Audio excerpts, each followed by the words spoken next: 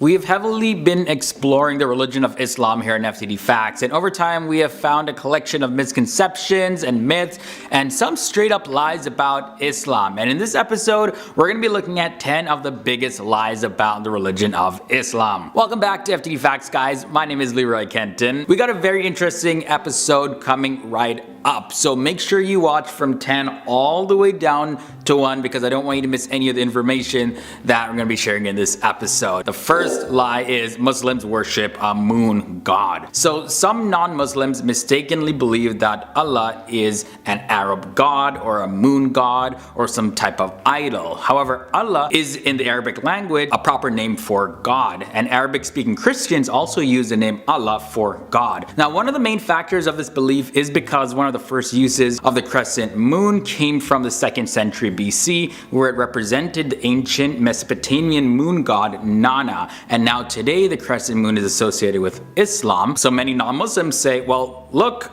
you worship the moon god. There's even a moon in the symbol of your religion. Next up at number 9, most Muslims are Arabs. Okay, so Islam is often associated with Arab people. But did you know that Arabs make up only 15% of all Muslims? The country with the largest Muslim population is actually Indonesia, and large numbers of Muslims are also found in Asia, Africa, Europe, as well as other parts of the world. Muslims are encouraged to learn Arabic because they believe that the only language that you can really get the full extent of the Quran is in Arabic. Islam oppresses women. Practices like forced marriage, spousal abuse are actually things that contradict Islamic law, and most of the bad treatment towards women actually come from people's own evil natures and their own cultures and their beliefs, and it's completely separate from the faith of Islam itself. Muslims are extremists. Now, this is a big one. Many Muslim leaders and scholars frequently speak out against all forms of extremism, and they offer different explanations and interpretations of Muslim teachings that have been twisted by others to promote extremism. Muslims believe the entire Quran, taken as a complete text, gives a message of hope as well as peace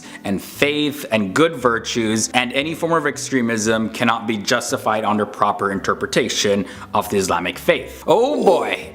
Islam is intolerant of other faiths. Muslims are constantly reminded that they are not the only ones who worship God. Specifically, Jews and Christians are called the people of the book in the Quran, meaning that those are people who also received previous revelations from God and are also can be seen as true worshippers of God. Also in Surah 2 verses 256 in the Quran, it says, "There is no compulsion in religion." And this is interpreted to mean that you cannot force anyone to become a Muslim. You still gotta respect other people's beliefs. Halfway in at number 5, jihad means holy war. So jihad in Arabic does not mean holy war. It actually means to strive or to struggle or to persevere. And jihad can be something that's done personally, or it can also involve a community. So in effect, jihad really means to become closer to God. And this type of struggle, jihad, is to ensure that a peaceful and equitable community still continues to exist. Of course, self-defense is acceptable to protect yourself and your community from any sort of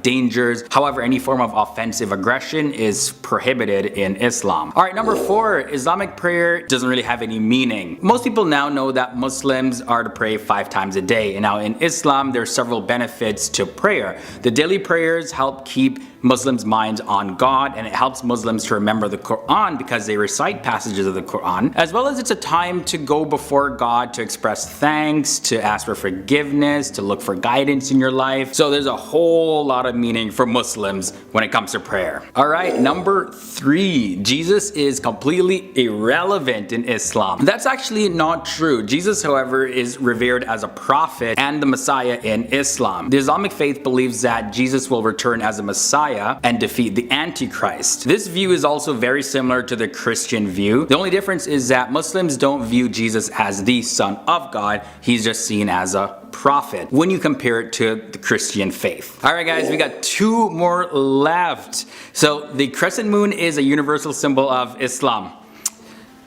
It's actually, yeah, it's not. Okay, so the early Muslim community did not really have any sort of symbols or anything. Now the crescent moon, as well as the star symbol, they actually predate Islam by several thousands of years. And as a matter of fact, they weren't affiliated with Islam at all until the Ottoman Empire placed it on their flag. And over time, the symbol became more associated with Islam, but it's not actually their official symbol. That just doesn't exist. And the number one biggest lie, myth, misconception about Islam is that Muhammad is the founder of Islam and Muslims worship him. Muslims believe that Muhammad was God's final prophet and communicated God's final revelation to humanity. Muslims consider Adam, the first man created, to actually be the first Muslim because he was, of course, surrendered to the will of God, and that's what the term Muslim means, one who surrenders to the will of God. Muhammad is held in great esteem, but he's not to be worshipped because worship is only meant to be directed towards God, and it's completely forbidden to worship anyone or anything else. Muslims may, however, celebrate Muhammad's birthday similar to the way that Americans celebrate Martin Luther King Jr. Day. Alright guys, so that's all I have for you in this episode. This was your brief look at 10 misconceptions, myths, and lies about Islam. Let me know your thoughts and comments down below about anything that I mentioned in this episode,